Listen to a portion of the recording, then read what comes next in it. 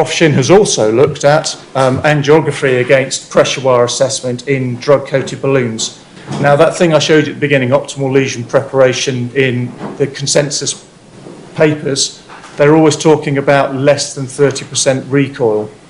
So that's obviously based on an angiogram, and actually for most of the time it's just eyeballing in the lab, it's not QCA.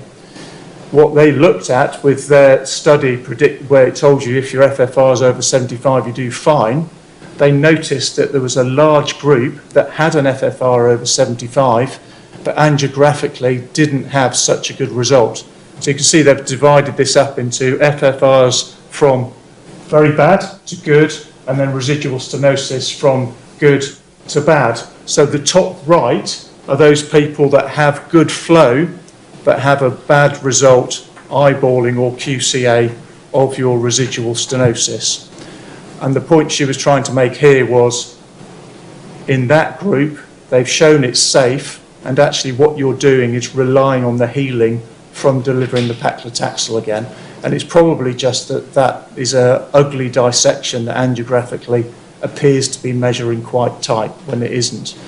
And actually, quite often in the lab, you can leave more than a 30% residual stenosis as long as you've delivered a drug that you know is working, and you'll get a good long-term outcome.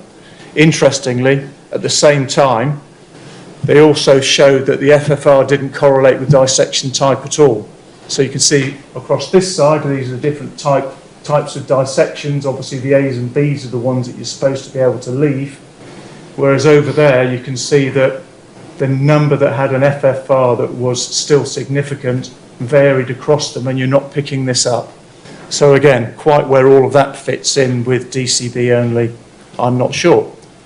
This is what Prof. Shin has suggested is the way that we should be doing our angioplasty based on that. Very simply, you're just aiming to make the patient non-ischemic on your FFR or your IFR.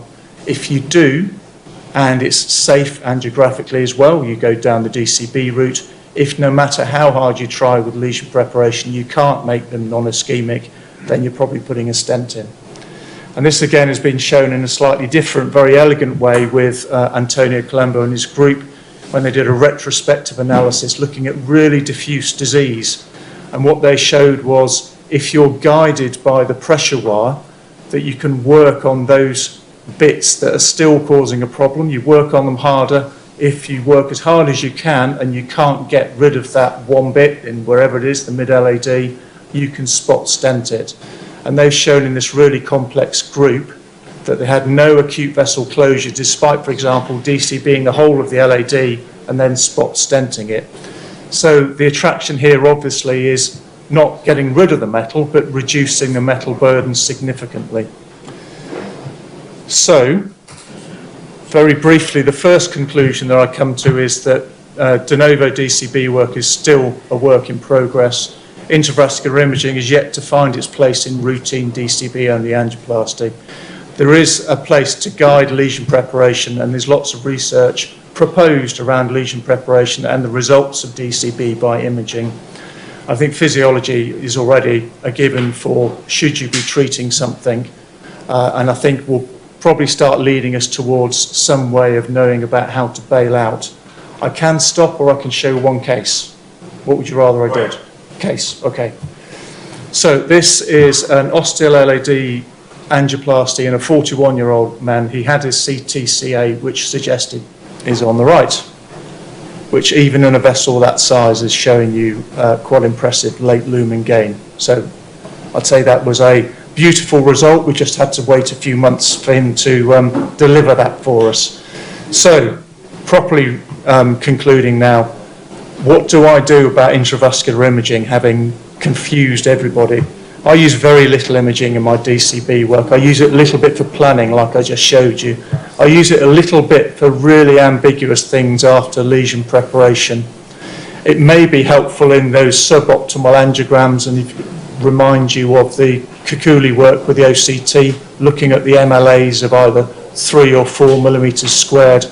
And I think there's a lot of research and learning about the safety and adequacy of our lesion prep that we could learn from imaging. And what about physiology? Well, I think, like I said, it's a given up front, particularly for diffuse disease in DCB. I think it's very helpful. If you've got suboptimal results, is it something along the lines of the Prof. Shin stuff that I talked about?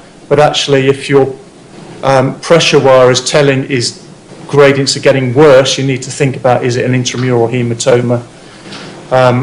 You can use it a little bit for safety afterwards by proving that the gradient remains good.